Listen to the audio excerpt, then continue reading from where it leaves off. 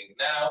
As you increase the size of the telescope, you gather more light, but in principle your pixels should be smaller, so the amount of light you receive from pixel stays more or less the same. So we talked about it a little bit, then we moved to the spectrographs and filter graphs, and we have seen how we can analyze the light, separated in the wavelengths. And then last 3 lectures we talked about measuring the polarization state, and I urge all the people who didn't do the polarization exercise themselves but followed me through to go back through it and do things on their own, because that way you will figure out a lot of things. And if it was not clear, the whole idea of the exercise was to see how the noise propagates through the demodulation, and also to see what kind of errors we make when we don't know perfectly well our modulation matrix. Right. Cool. So now a natural step forward would be to extract some physics from the spectropolarimetric observations, but we still don't know enough physics to be able to understand where the polarization signals come from. I mean, of course, some of you already know that, and perhaps even better than me, but that's not the point. But what we can do, at least, is we can use some very, very basic physics to understand something about to understand something from the spectral distribution of the light. And what are we going to do today is we're going to try to estimate some velocities from basically spectroscopic observations, that is from one data cube that contains intensity zone.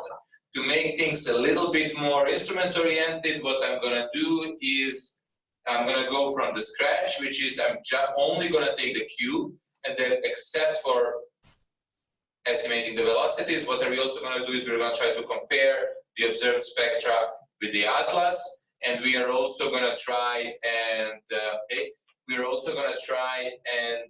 calibrate the wavelengths in our cube so that you know how to do these things when you need to. I'm actually not 100% sure of how will the spectrograph data will be delivered when WISP is operational. Will we have the wavelength calibration done for us, or we will have to do it? What do you mean the wavelength? Yeah. No. So the answer is no. The answer is no. Well, hold on. But what do you mean by the wavelength? There will be some nominal There will be a nominal dispersion. a nominal dispersion and wavelength. nominal wavelength. Yeah, whether that is 100% accurate, that's a question. Okay, so what we will have is some basically correspondence between pixels and wavelengths corresponding to some ideal case, but Yes. it won't be really guaranteed that it will be what we see.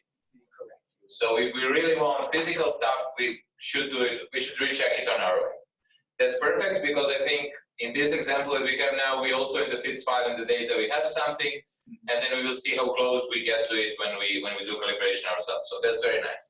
And also I want our today's hands-on to be a little bit different. So what I'm going to do is I'm going to walk you through already performed analysis in a Python notebook, and then we'll see how much time we need for that, and then I'm going to leave you alone to redo all that for a different data set. And another thing that we're going to do today is we're going to learn to use something that doesn't have much to do with ground-based telescopes, but I think is very useful and good for all of you to see, and I think none of you use that yet. We're going to learn how to use Hinode database, which is maintained by people here in Boulder, people at HAO, and the data is free and publicly available and still very good. So what I'm going to show you today is how to download the data, how to assemble the individual spectra in the data cubes, and then later you can use it to do your research if you want to. You don't have to. So the example that we're going to take a look at is an example from DST, which Kevin kindly provided to us. These are spectrograph observations of sodium D2 line. It's actually D2, I think. It's actually from Big Bear. Ah, it's from Big Bear. Okay, sorry about that. Okay, it's from Big Bear. I should probably call it. Right? Don't tell Valentine. No, it's from DST, sorry. Okay, it's from DST, yeah. Who said something about the bears? Ah, you saw the bear. There was a bear walking around. There was a bear walking. Okay, very good. Cool. So basically today we're going to use super basic physics, and we're going to use Doppler effect, and you all know everything about it. So for the warm-up comes a very important question, which is very important to understand why it is like this or why it is not like this. You all know this expression for Doppler effect, which states that the shift in the units of wavelength is equal to the and to the rest frame wavelength times ratio of speed of the object divided by the speed of light.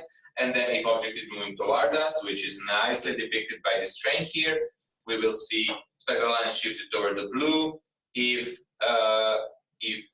we are standing, if the object is moving away from us, we will see wavelengths shifted to the red. It is a bit naively here, the blue wavelengths are at the blue, the red wavelengths are at the red.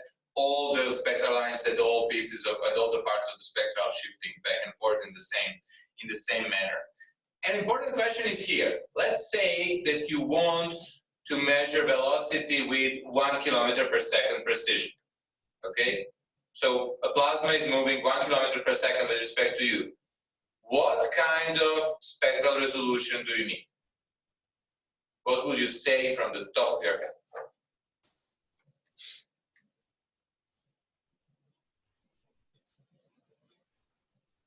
One. What is one?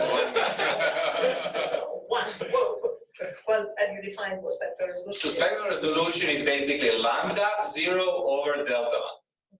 Okay. So if I want 1 km/s, what kind of spectral resolution I would need from the top of your head? 300,000. 300,000.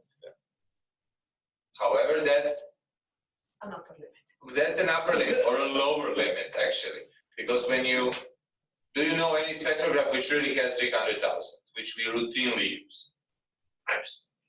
No. No. No. Look at that. Routinely use? Not really, right? Or to put this in a better context, people who do nighttime observations, so maybe this will be easier, they can measure exoplanet velocities down to what, tens of meters? And they have, or what, 25 meters per second. Here's an expert on nighttime things. We have our expert on nighttime things here. Yet, for 25 meters per second, you would need some millions of spectral resolution, and you don't have it. So nighttime observers have tens of thousands, maybe, or maybe 100,000 tops, and yet they obtain super high precision when they measure velocities. How do they do that? What's the catch? You don't need any, that's why I said what? Technically, it's a signal to noise question. Exactly. It's not, right? Exactly. It's, there should be some deviation in the spectrum that will change the Exactly. spectrum slightly. It Exactly. depends on the signal. Yeah. Yes. Right. Yeah.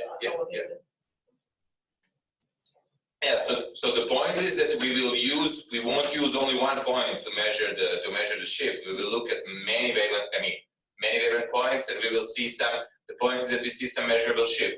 So what I'm going to show you today is also a big difference between measuring velocity of your pixel very naively and measuring it with just a little bit more sophisticated technique, and the difference will be huge. Okay, so what are we going to do today is the following. We're going to take a look at our data, and we're going to see the differences between subspectral lines. We're going to see that the continuum, although we expect it to be flat, is not flat. We're going to see why. We're going to discuss how to calibrate the wavelengths on this grid, and we will try to infer the velocities from this distribution. So let's do it. I will now go through the Jupyter notebook. We'll see what's happening there. And then what's going to happen is that I will then show you again the steps in this presentation here, and then you can try to do the same thing on your own. So let's give it a go. I suggest I will put the things directly on the website, but I suggest you use the GitHub that is also there. So it should be this one, and some 3 wavelengths like this.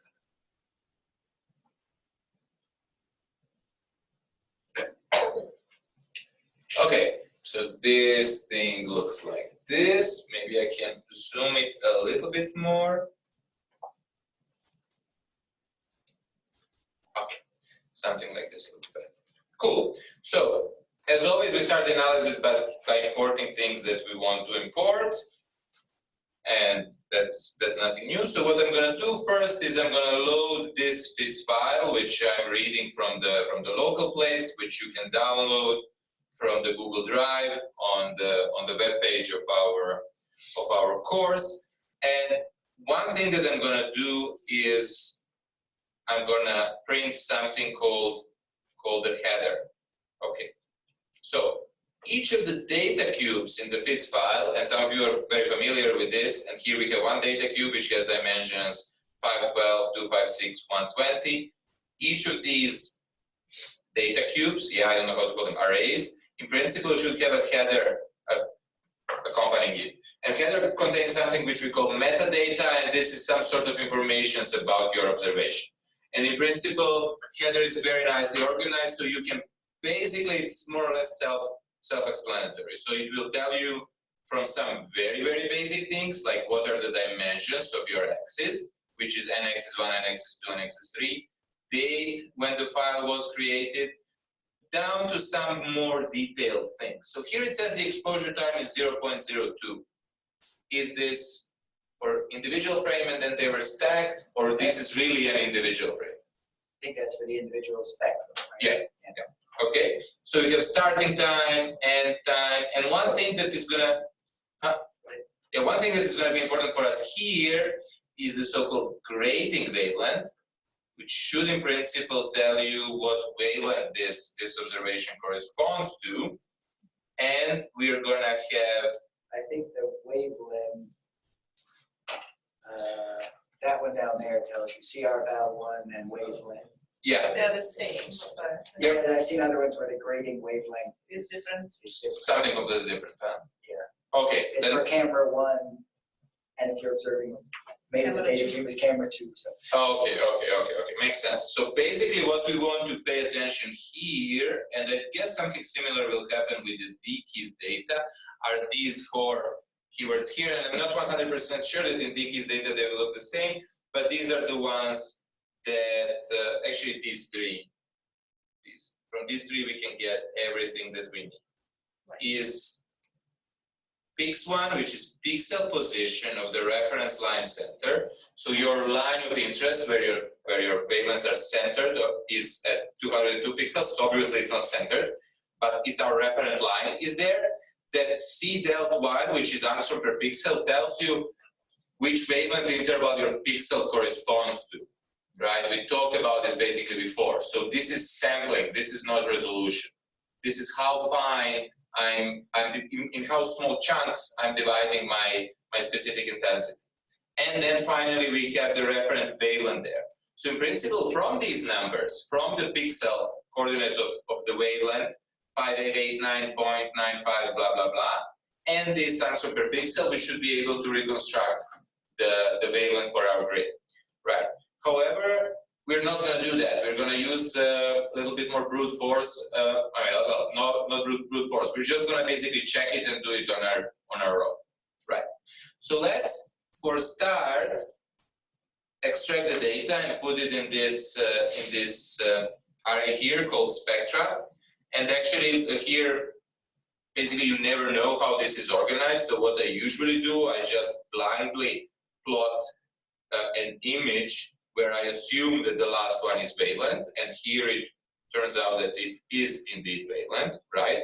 But in principle, it depends how people pack the things. Sometimes you will want to transpose them and so on and so on. Isn't it written in the header? Should be written. Is it written in the header? I don't know. Well, it is, because, so axis Axis, it should tell you. axis Yeah. 1, does it have CR? Let's see. It's got an axis 1, 2, 3, just the dimension, doesn't it? So I actually, no, it doesn't. No, it does. I mean, we know that since line center is 202, Right. it can't be this shortest one, right? Correct. So yeah, so n axis 1 is wavelength. Wavelength, and that is CRX1. X, which is the along slit. Yeah. And then 120 is a scan. Is So it this right? header, Yeah, but I mean, my point, this header doesn't have CR, It should. doesn't define what the 2 and Exactly. 3 axes are. They should. Yeah, but I mean, my point is that when you go observing, you should be able, from plotting this, image to be to know what is what, right? Right. If I did something like this, right? If I change the coordinate that I'm plotting,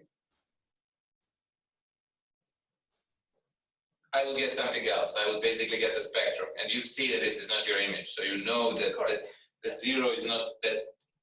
Index 1 is not the wavelength coordinate. So I was just gonna emphasize that one. Okay. And then something that you should more or less always do is just take a look at what your average spectrum looks like. So what I'm gonna do here is I'm gonna calculate average or mean spectrum over the whole field, and I'm gonna plot it. And here you see that, right? And here the y-axis, what's going on? So y-axis, oh man, okay, I don't know what to fix this, so I'm just gonna reload. Okay, so here we have the spectrum. So y-axis here are counts, average counts, x-axis are pixels, so not the wavelengths. So let's discuss a little bit what can we see here about the continuum value? I emphasize that we want to discuss it a little bit, and why is continuum not flat here? So you see that when you go from left to the right, that it looks like the continuum is sort of inclined. It's falling down, right? It could be a consequence of a spectrum of existence of some other, maybe very strong spectral line, which we don't see because it's to the right. We still actually don't know whether bright is blue or red. We are assuming that it's going to be red, right? In principle, it could be switched on the detector. So does anybody have idea what this could be? Huh? I know. You know, yeah. It's pre-filter. It's pre-filter, yeah. And one thing to check whether it's pre-filter is that we know now that this is sodium D2 line, which is somewhere around 5890 angstroms. So something that you could do easily is go to some spectral atlas, and I like to use this one, which is hosted by this French website, which I showed you quite a few times, where you can just type in the wavelength in this nice field here and put some range. I'm gonna put 10 angstroms and then plot the spectrum. And this right piece of this image here looks quite a bit like our spectrum that we plotted, except that it looks like the slope is a little bit bigger in our case, right? Here it looks very, very flat. So yeah, the reason for the existence of this slope here is the so-called pre-filter. And we talked about this when we said that when you do spectroscopy, you have a lot of disorders overlapping. So you somehow need to remove them. You need to restrict yourself to a relatively narrow wavelength range. So you put the pre-filter, which is basically a filter which allows only certain part of the spectrum to go through, but these filters are never really rectangular functions. They have some maximum transmission and they're slowly falling off. And what we see here is the intensity falling off because of the pre-filter. So basically, if we were interested in exact intensities of these lines here to the blue, we would have to correct for this somehow. Okay. If I just as a compliment, I mean, the pre-filter is an obvious explanation. Could be also something else, like a response of your camera that for whatever reason is not fully homogeneous over all the pixels, right? Or some vignetting that you have introduced in the optical system, so where you exactly. covering part of the tubular at some point. Yeah. Or you can just have like such a large chunk of the spectrum. Or you can actually see but no, it's usually not the case for the higher. Well, but we see that this is not the case, right? Yeah. Because we see that this is less than 10 angstroms. Sure. So here is 10 angstroms, here is less than 10 angstroms, is 6, 7, and the Planck function doesn't change basically at all over that. But yeah, in principle, it could be a mystical line here on the right, which is very strong. I like the We don't know it's not. And how do we? Go back to the atlas. There is a little bit of a change. There is a little bit. Well, why is there a little bit of a change at 5895? Because there's the other Plot 12 damp line on the side. Well, I don't think that 12, 13. Because there is another, sodium line, yeah. Okay, but we will plot this later side by side when we determine the wavelength grid, and then you will see what's coming. Okay, cool. So now the question is, let's say that we don't have this information about the wavelengths. How would you calculate the calibration? So you know that people before you did measurements and so on, and you want to calibrate this for your specific observations, assuming that this wavelength grid that we infer from this mean spectra is going to be same for each individual pixel. What could we do, for example? You measure the position of a few lines in your data and in some atlas, then you can just do a linear fit. Great, exactly. What I'm going to do is I'm going to measure the locations of this very strong line, which is sodium D2. I'm going to measure the location of this other strong line, and I'm going to do linear fit through two of these. In principle, you could use more than that. And in principle, we also take a look at the atlas and see where the wavelengths are. What I'm going to do instead, in order to show you yet another useful website, is I'm going to go to NIST Atomic Database and find the wavelengths there. Okay? But first, how to find the centers of these lines? I generally like to use, maybe sometimes it's not good enough, I'm going to use this function here from SciPy Signal called argrel extrema, which finds basically local minima for you, right? And I'm going to put the local minima in this array here called mins. And when I print this thing here, I get an array of indices where the minima are.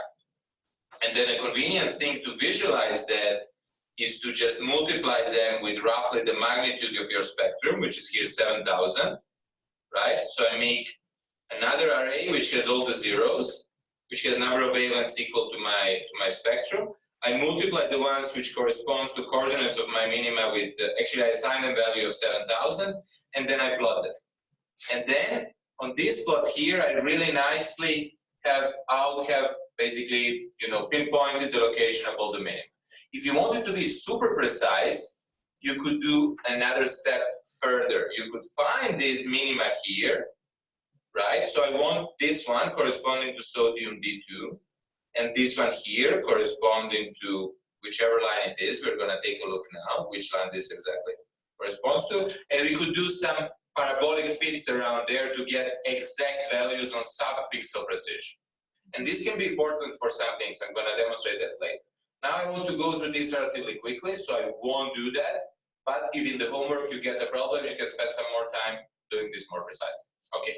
But now comes another question, is we saw this beautiful line here. How do we know which element it belongs to? How do you check that? More. Huh? More. More? Charlotte Moore. What is that? Charlotte, right? That's the name. Charlotte, yeah. The I don't know more. how you pronounce it. The more list of lines? The more list of lines. Where is it? Who's got the book? There's a book. There's a book. Is it this book? No, let's see, which one? I use generally this book. Is it? No. Oh. No, this is not what we did. I didn't Check have at it. NIST as well. You could use NIST as well, but Yeah. the thing is that NIST won't show you the shape, right? You want to see the picture. Well, you can Find the check wavelengths. for oscillator strength and the coefficient. I think that's beyond our knowledge at the moment, but that's a very good reminder. So, sure, obviously there is something that I don't know. We should probably link to the more list of lines. The more is online. There's a PDF. There's a PDF online. Maybe it's this one, yeah. So this is a solar spectrum in PDF with the notations and lambda factors. I'm going to zoom this a little bit so you can see this better. So if you go to this PAS 2000 website that I'm also going to link in the lecture notes, you go down there, there is a solar spectrum between 380 and 870 nanometers with identification of rays are probably spectral lines, so this is probably a clumsy translation from French, and lambda factors. You click here in the PDF. The PDF. There is a more, I mean, I can send you a link. The more- Sure. You can also put that. That's pretty useful. Okay, the PDF is loading, but it's stuck. Interesting. If I were to click here, Oh wow. So it seems like my internet is acting a bit weird. We'll go back to this because I really want you to see this PDF once it loads. But now maybe my computer is stuck. Okay. Okay. Anyway, I look in this big PDF. I scroll down and so on and so on. There is a link also in the Jupyter notebook, and we figure out that these are two lines, one belonging to sodium 1, which is the D2 line, and one belonging to nickel 1, which is this one to the red at 5893. So then by just looking where these minima are, I figured out that the indices of these two lines are 202, which agrees nicely with our FITS file header, and 375. And then I can go to NIST database, Dennis, and take a look at the coordinates of these lines. So you can just go to Google, type NIST spectral line database, click on the first entry, and a form like this appears. Here in the first field, you can type the coordinates, the names of your ions. So you want sodium 1 and nickel 1 in the interval from 5889 to 5893 in angstrom. We click retrieve data, and beautifully we get exactly two entries. One belongs to sodium 1, one to nickel 1, and here we have their observed wavelengths. So you generally want observed wavelengths, which are very close to so-called Ritz wavelengths. Ritz wavelengths are basically theoretically calculated ones that follow from the energy levels, and the first ones are the ones that are measured in the lab. Strictly speaking, they should be exactly the same. They're usually not exactly the same, but they're super, super, super close. Okay, so I'm just going to take these two values for the observed wavelengths and put them in the hands-on. And then in principle, what we could do, if we had more lines which are well separated, we could, as Jonathan suggested, take all their locations and wavelengths and fit a polynomial through that. However, since I only have two prominent lines and I just want to make things simple, I'm just going to fit a linear slope here.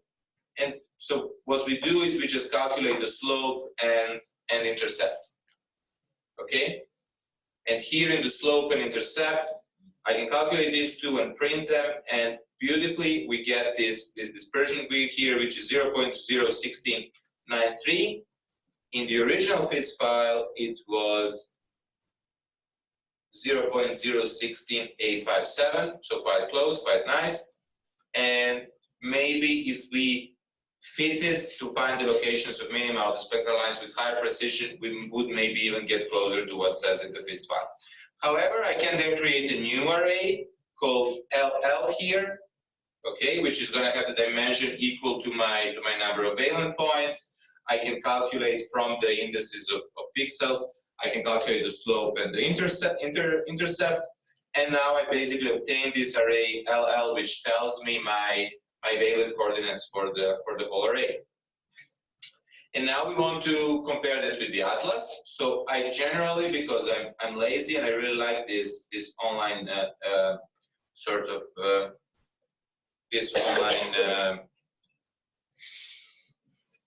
database, I just look for my line and plot what I need here.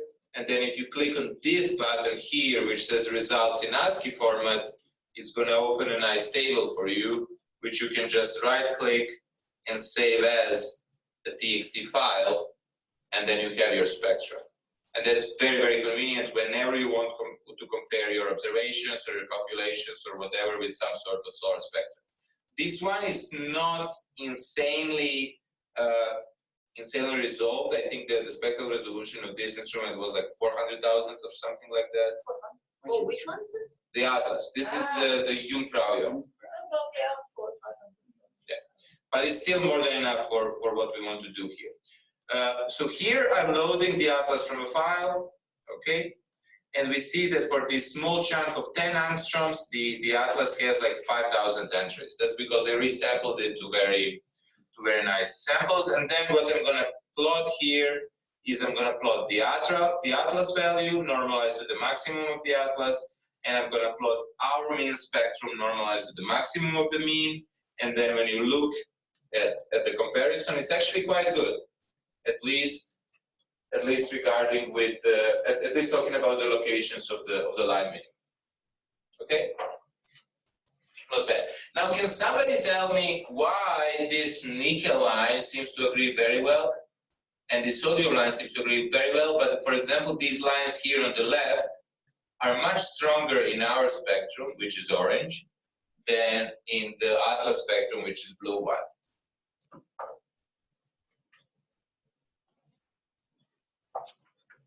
What lines are these? I mean, what could these lines be according to this huge discrepancy? Could they be atmospheric lines? They are atmospheric lines. Well, either that or they are manganese lines, which are very active. Not cute. Yeah. There can be lines. I mean, there If you're can be. looking at a sunspot, you may see Yeah, Oh, yeah, yes, yeah. molecular lines. different lines.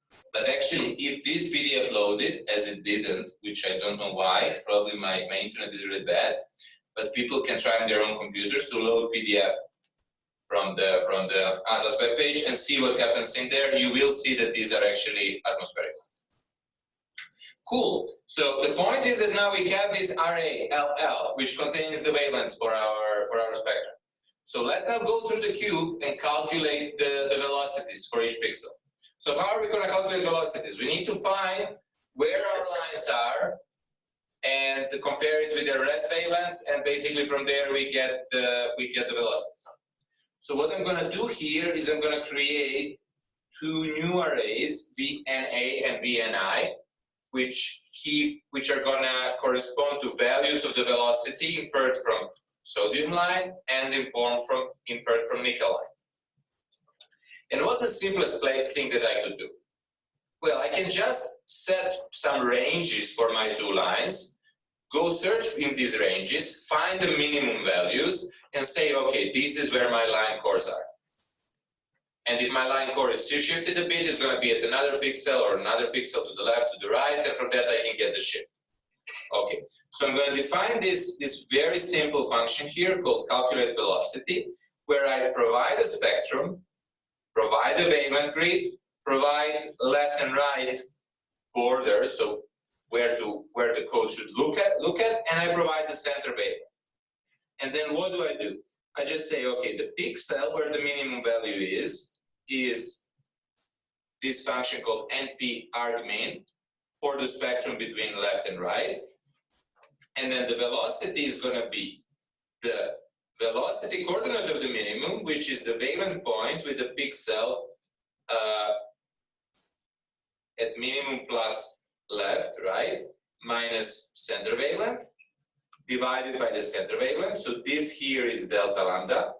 Actually, let's write this a little bit nicer. Let's see, delta lambda is LL pixel mean plus left minus center wavelength. And then here I'm gonna do delta lambda over center wavelength in kilograms. Okay, so let me just execute these things again to be sure that everything is fine.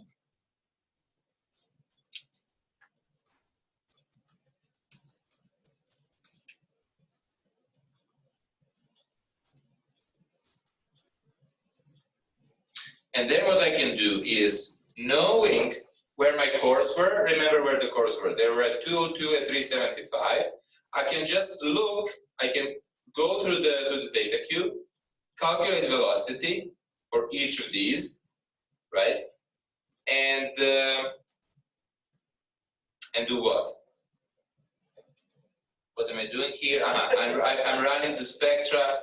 I'm providing the spectra, which is at the coordinate I and J. I'm providing the wavelength grid, and I'm providing the limits very deliberately. Like I'm saying, look 20 pixels to the left and right of the spectral line, and I'm providing these L1 and L2, which we defined previously as the wavelength centers. Okay. And then I'm going to execute this, and I'm going to plot. Calculate velocity is not defined. Why is it not defined? What's the problem? Okay, now it's done. So it does something very quick, and then we can calculate, we can plot the velocity, and here you see a map. Let me see if I can make a bigger map. No, not really.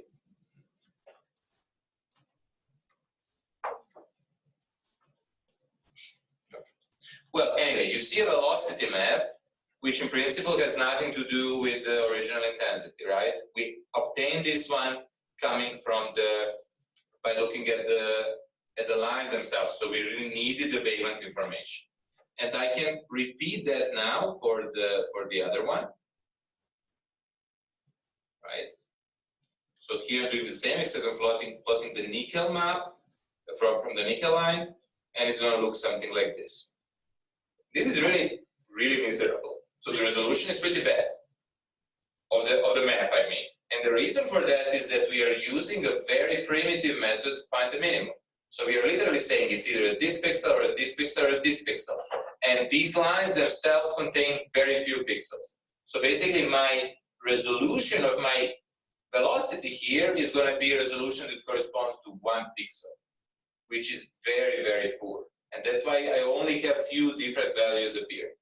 So obviously we can do better. And the better thing to do would be to take few points around the line core and then fit the quadratic line there, fit the quadratic function there and find the minimum of that quadratic function and say, okay, this is the wavelength where my line core is. And that way we're going to obtain subpixel precision. Okay, so let's try how to do that. What I'm going to do is I'm just going to... What are the scales now in the 2 different cases? You mean of velocities? Yeah. Did you transform that in kilometers? These are kilometers per second. How did you transform? Where was that? Well, it was here. So I said okay. velocity is delta lambda Right, yes. divided by the center wavelength times the velocity in kilometers. So these are really maps in kilometers per second, and these are reasonable numbers. It's just that the maps are super ugly, right? So now I'm going to try and do this better. And the way that I'm going to do this better is I'm going to define this one here, which is called calculate velocity pro, because it's for pros. And it's the same. I'm going to just provide spectrum, wavelength, interval where we are doing things, and the center of the wavelength. And then what I'm going to do, let's write some comments so that you know what's happening when you read this later. We're going to fit the intensity shape with second order polynomial. And this is done by this function here, p equals mp polyfit. I'm providing the x coordinate and the y coordinate here, and then the order of the polynomial, which is 2. So people do this in many situations. And we are, keep in mind that we are not assuming here that the line has parabolic shape or that it has anything to do with the physics. We're just using this as a numerical way to try and estimate where the minimum of our function is. And then what I'm going to do is I'm just going to say, okay, the location of the minimum is the famous minus b over 2a, which in this Python notation is minus pi1 over minus p1 over 2p0. And then my delta lambda is location of the minimum minus center wavelength. And my velocity is delta lambda over center wavelength times the speed of light. And return the velocity. And just to illustrate what this happens, let's do this fitting for 1 pixel and plot this function. So what I'm going to do now is I'm going to add a new cell here. And I'm going to say calculate velocity rho. Actually, we'll call it P is calculate velocity. No, actually we have to repeat this. I want to see how the fit looks like. So let's say something like this, so five points around the core of the first line. Here I have to specify the spectra. Let's take, for example, indices 10 and 10 for the spatial indices. Here I need to have 197, 207. So this is going to do the fit. And then after that, I'm going to plot. So let's plot this.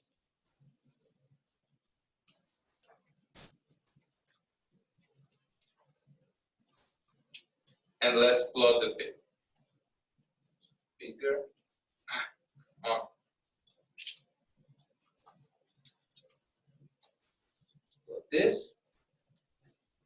And so let's say I is 50 times LL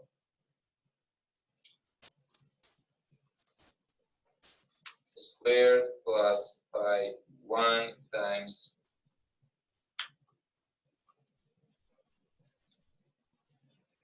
this plus phi 2. And then I'm gonna plot this y, and let's see what happens. So look at this now, and this is the label line, and this is the label fit. And let's do the legend. So the blue line is basically what we see, right? Is the 10 pixels near to the line core. The orange one is the second order polynomial fit to this intensity variations. And actually you can see that it looks quite a bit like the second order polynomial. So what we are doing here is now in a way we have 10 points to fit our parabola. And the minimum of that parabola is basically going to be determined with sub-pixel precision.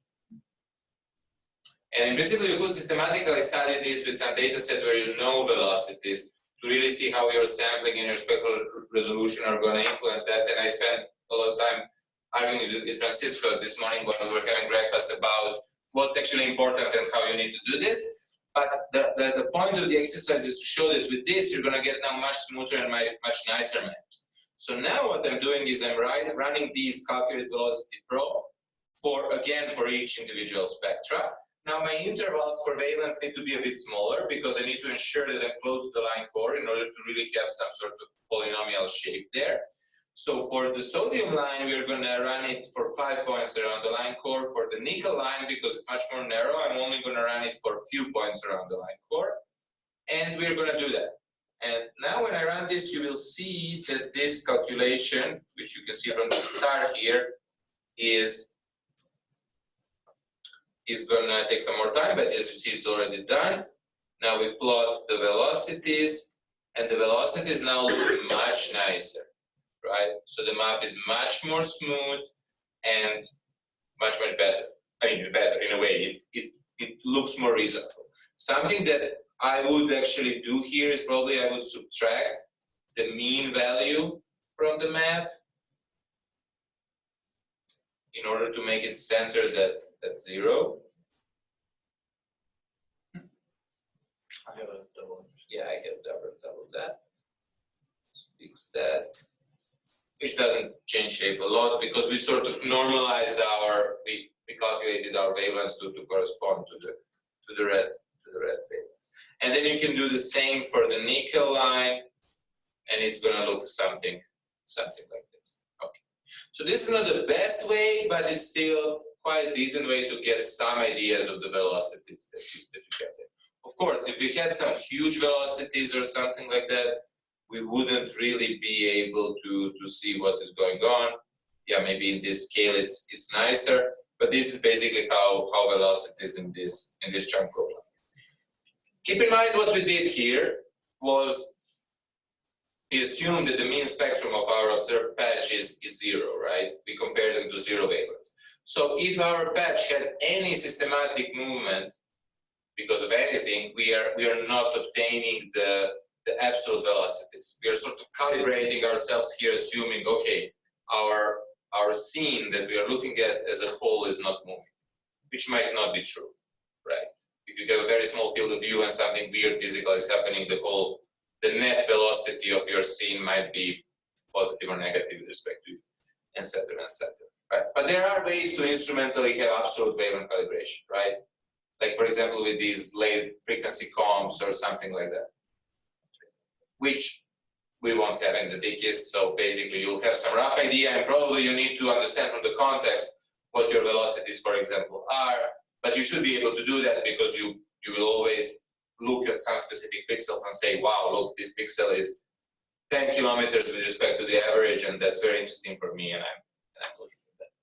So now the idea is that you use the remaining half an hour to do this thing on your own, on another data set. And I'm gonna take you to, you can use this one if you want. If you have some data set of your own, you can also use that one. I thought that it would be good for you to know how to use, the database. So I'm gonna go really quickly and show you how to do that. But let's just go very quickly through steps again here.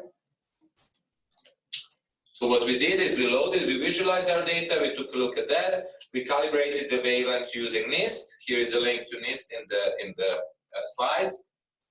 For each pixels, we basically know where the line centers are in our new calibrated wavelength grid, and then from that you can calculate the velocity, and then you can discuss what happens. And if we get the time to do this for Hinode, you will see that since it's a bigger patch and so on, you will really see you should see granular velocities there. And now just a few words about Hinode. And you don't have to finish the exercise today. It's fine. You can finish it on your own, or maybe some aspects of this I will put in the next homework. So basically, the web page that you want to use is this one here. So as you see, it belongs to HAO. If we click there, it takes us to Community Spectropolarimetric Analysis Center, and then you can look for a data. I usually look for data on my birthday, but I already did it quite a few times. So let's use my nephew's birthday, for example. 15. No, it's 19, but I mean date.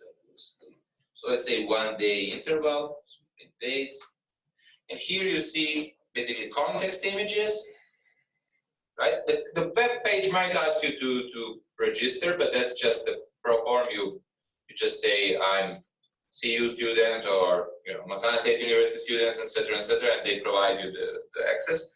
And here we see that the people are observing sunspots. So we're going to go to one of these. Let's take the first one. What you want to get are these so-called level 1 files. You click there, you wait a little bit. Maybe you wait a little bit longer because see what happens. Or you click on level 2 there. Don't click on level 2. That's the next. That's the next part of the.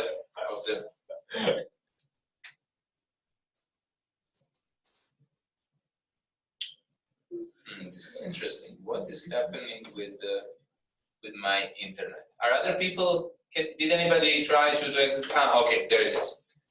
Yeah, it's asking me to register, so I'll just provide my Colorado email. Welcome back. Your download should start automatically, and then it offers me to download an archive, which I'm going to do, and I'm going to put it in my downloads or in my Scratch. It's actually quite fast. It's like 400 megabytes. I'm going to go there, gonna extract that. So it's usually a tar file. Where is it? There. It's always SP something. I'm gonna extract it. Go back to terminal. Actually open yet another terminal.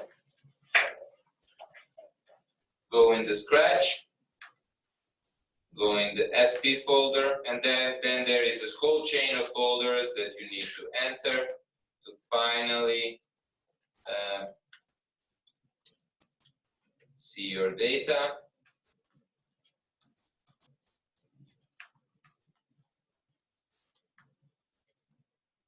And finally, no, not yet. Yay! After entering 10 folders, you see a bunch of FITS files. The reason why you see a bunch of FITS files is that every individual spectra is provided to you separately. So now I can go and I can take a look at any of these. I'm gonna start Python. I'm gonna zoom it for you a little bit.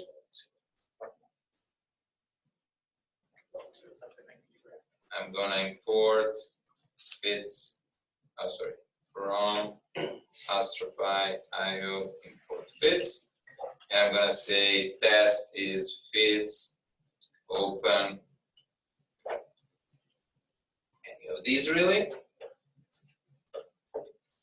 And then test info. And you will see that this is 112 times 512 times 4 array. And if you remember, when we took a look at Hinode data, it was 4D data. The reason for this is that this is just, you remember how spectrographs work, they do scans, so this is only one scan. So this is one fixed, let's say, X position. 512 are Y positions, 112 are valent positions, and 4 are 4 Stokes parameters. So now I can extract this, and I can say something like, let's import the plotting things.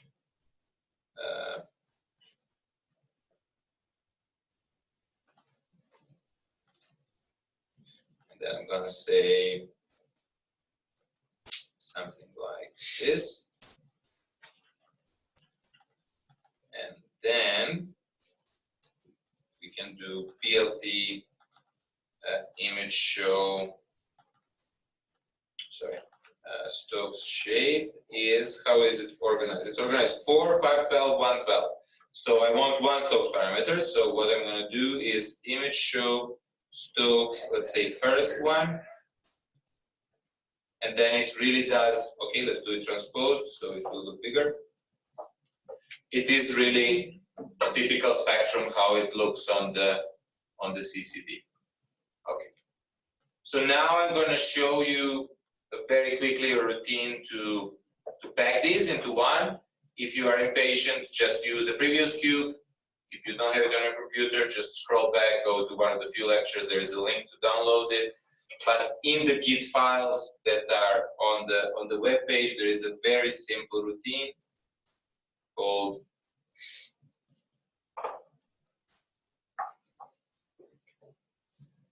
the merge, which Ryan helped me make, which is just gonna take all the things there and pack them in.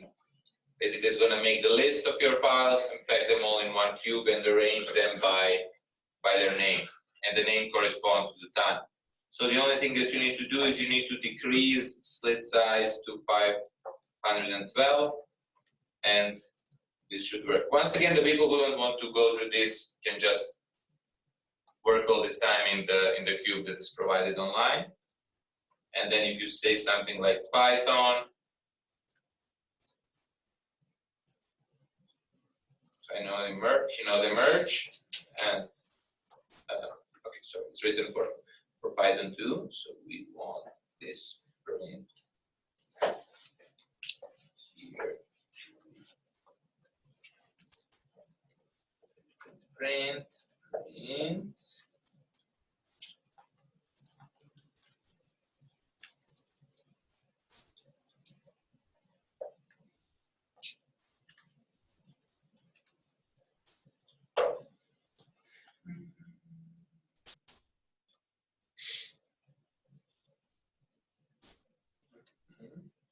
This one.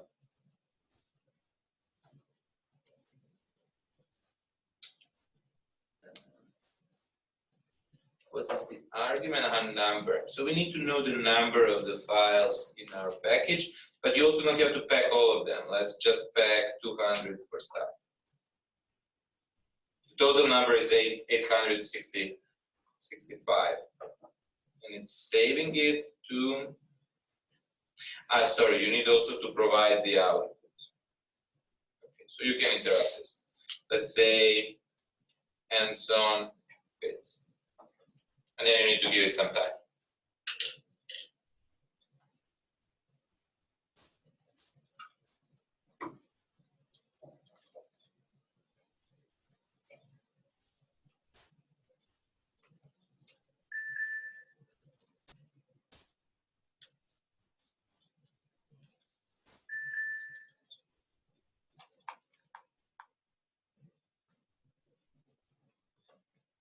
So now in principle, so while this is happening, I'm just gonna stress what are some of the things that you could do better here. So one of the things that we could have done better in this calibration is that we could have used this trick with fitting to find more precisely the location of these lines here, okay? The location of the minima. The valence, we can't really get much better than these values here because they really come from this database, so this is as precise as it gets. Alternative is, as Jonathan suggested, take the atlas, get these locations of the minima and their indices from the atlas, okay, and then compare them. And that way, you're somehow automatically consistent with whichever atlas you decide to use. I like to use NIST because usually when I'm doing this to use them with so-called inversion codes, and my inversion codes, I have this valence specified using this database, so I'm sort of consistent with myself. But it doesn't have to be always the case, right? So this is still working. Another thing that we could have done if we needed it to, is to use this discrepancy here, and as you can see, the intensities between our mean spectrum, which is plotted in orange, and the atlas spectrum, which is plotted in blue, is increasing as we are going to the red. So this is definitely not a physical phenomenon, because from here you sort of see that this is more or less the regular sun. So there is no mysterious phantom spectral line here in the red. This is most likely the pre-filter. So you could, in principle, normalize things, and once you have obtained the wavelength grid, you could tune these things so that they agree nicely, and that you have nice and smooth intensities in your spectra, because maybe you want to infer something from these intensities. And the fact that filter absorb 10 or 15% is not a big deal. It's not decreasing your noise, the signal to noise a lot, but you want to compensate for that.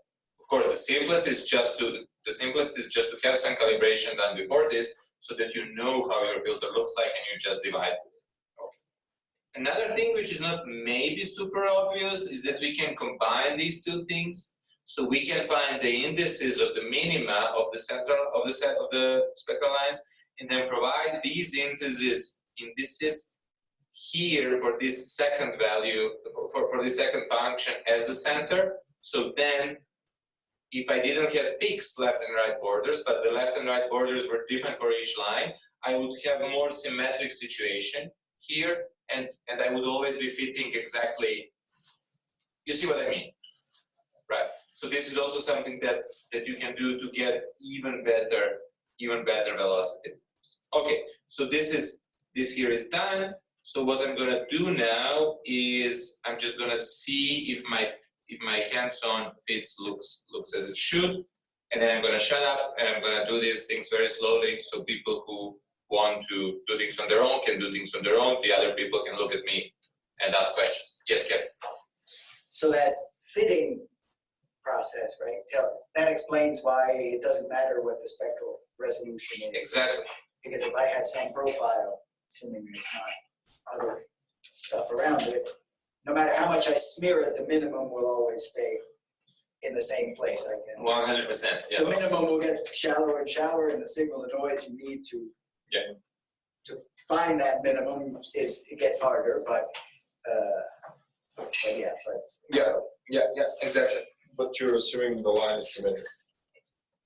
Sure, I mean, there's assumptions in there and everything, Yeah. but, so we don't wanna. The fact that for example, some very broad lines like H alpha, it's very bad to find the velocity just from the minimum because it's so broad that, any noise is gonna move you this way, that way. So if you have blend, then you would care about your spectral resolution.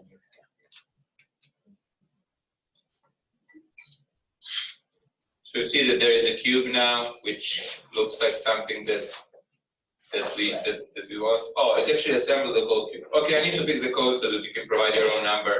So at the moment, if you run this code, merge that it will just merge all the files in the folder into one cube, and I can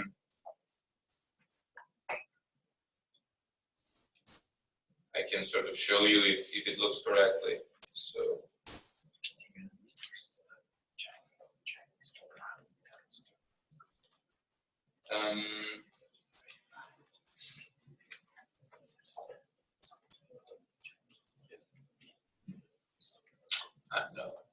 Stokes is cube 0 data.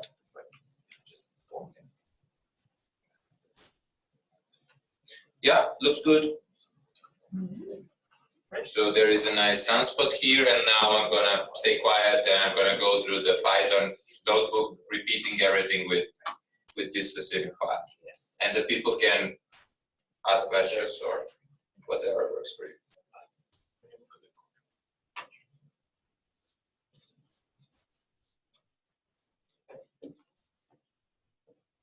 So let's quit this one.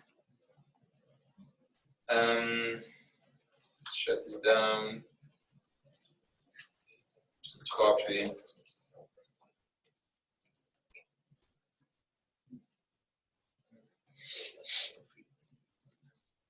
Let's say Jupyter. How do you get Okay.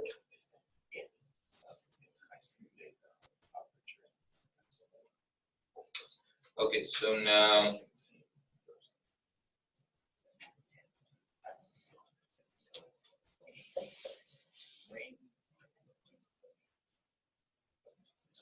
What happens?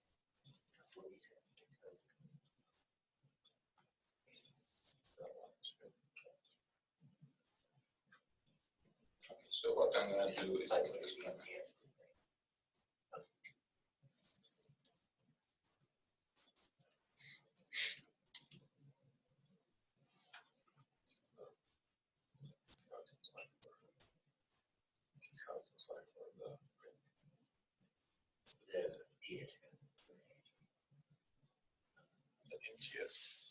Yeah, you're right.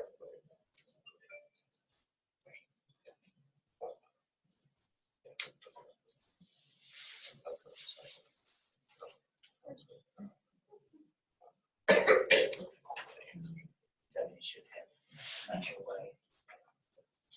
I think he did that PSF. so now these are the dimensions. It's narrow. Now the header, of course, has to be different. The header is going to be much bigger and it's going to contain much more information because it depends on the people who observe it. And apparently, since the space mission, you have to have a whole bunch of these details here.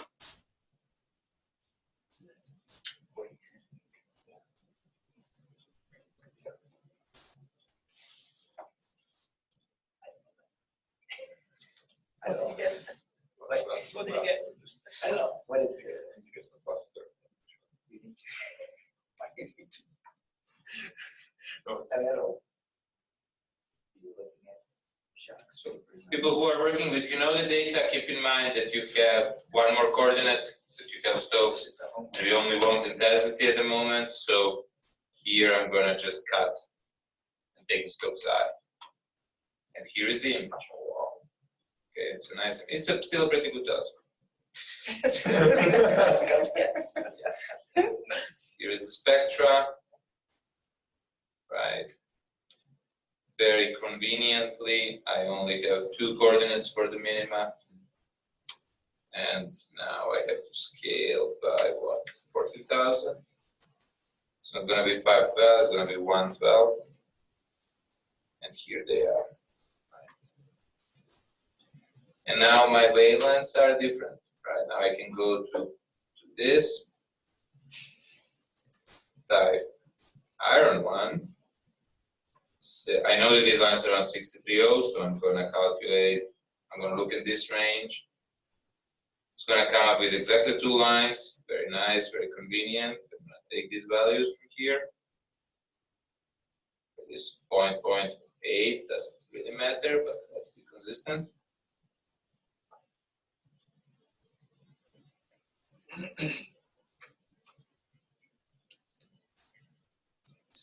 CO 2.48, 49.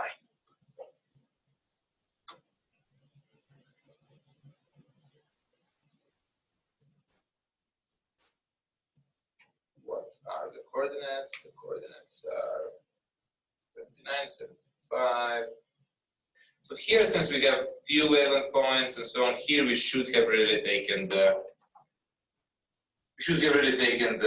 found the minimum more accurately, but I want to be fast. So yeah, this is what we get there. Now wavelength is going to be something like this. Now I should in principle take another atlas. I mean, I have to take another atlas because my one, so this PDF is never opening. Let's go here, 63.0, like this. Sorry, should probably do something like this. Do something like this is the middle. Okay, this look good. Save this.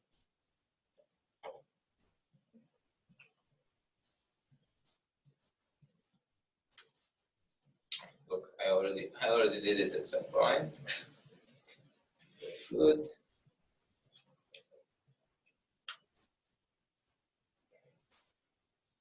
So there's the file.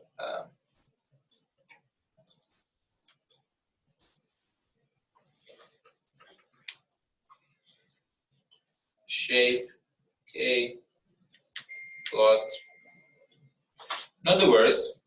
Probably could be better, but not the worst. Orange is our observation, not our, it's the observation. Blue is the what we get from atlas. See that Hinode also gets a pre-filter, so you see a little bit of decline here, and obviously Hinode doesn't see telluric lines, right? It's in space. Okay, so it has this small absorption here. This is probably a real line. Okay, I don't know what it belongs to. Maybe somebody knows. But let's move on. We can get the shape of our spectra. Everything else is going to be the same, except now I need to change these ranges here. Let's change from, so it was 20, the indices were 29 and 75. Let's say 24 to 34. Here, 71, no, 70 to 80. Okay. Everything else stays the same. This is fine, this is fine, this is fine. Let's plot it. Take some time to plot. Okay, it doesn't look so good. It's actually pretty bad. This velocity map. Huh? What's going on? Well, we're going to see now. I'm going to call these V1 and V2 because it's not sodium and I think what's going on is that now in Hinode with so few pixels, our technique is very bad with just choosing the one center, right? When we use a different one, it's going to be much better. So I'm going to delete this.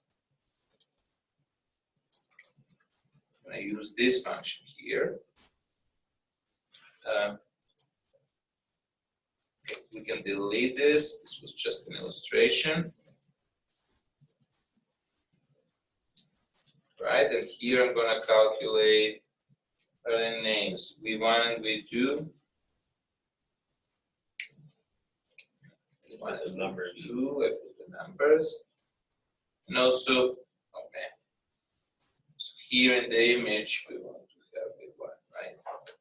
Let's rerun this just to make sure. So 1, 2, 3, 4. That, but that's okay. About this. So here I need to change the regions. So what did we say? We said from 24 to 24, around 29. Let's take 3 pixels on each side. So if it's 29, let's say from 26 to 32. And here, let's say from 72 to 78. This is going to take some time to calculate, but hopefully we're going to get a nicer velocity. If not, then we can try to refine things. And this is going to take some. And we will do this in more detail when we talk about, inversions and so on. Yes, Mom? What's the spectral resolution of Hinode? Nominal spectral resolution of Hinode is 200,000. Sampling is like 0.021 angstroms, which basically would be optimal for resolution of 0.042 angstroms, which corresponds to 150,000, which basically tells you that Hinode is a bit oversampled. Now, I don't know what was the reasoning behind that. I was still a young Padawan when, I wasn't even a young Padawan when Hinode was planned, so I really don't know. Maybe Kevin and Jared. Why they chose that? I remember discussions about whether they should fly a spectrograph or a. Or a filter. They decided to fly both. Yeah, filter didn't work as well. But filter broke after some time, right? Yeah. So now this calculation takes much more time because we have much more pixels. So always keep in mind that things scale with your number of pixels very fast. So we might not even be able to see this image by the end of the class. But I hope that it works and that it's something nice. Yeah, no, but I mean the question was why they chose, why they undersampled the data. Undersample, oversample, Undersample. undersample. On the sample because they have, from the sampling they have 150,000. Yeah, and the nominal one is 200,000, so pixels should be smaller. But maybe then they couldn't fit everything. Right? Right. Wait, Momo, we need to see if this works. But it's gonna work. Oh. No.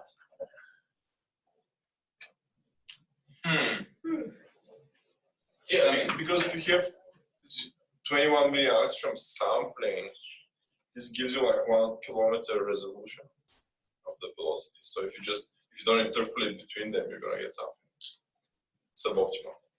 Yeah, of Sounds course very- you will. Yeah, yes. I'm thinking why this doesn't work. Why this gives us such a bad image.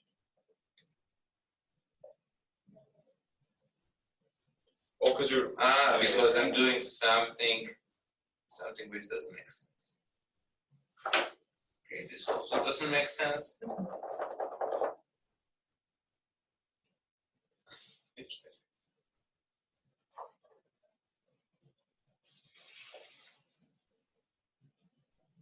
Okay, this makes much more sense. Okay, so what probably happens is that there are some pixels with some ridiculous values, so our image got scaled badly.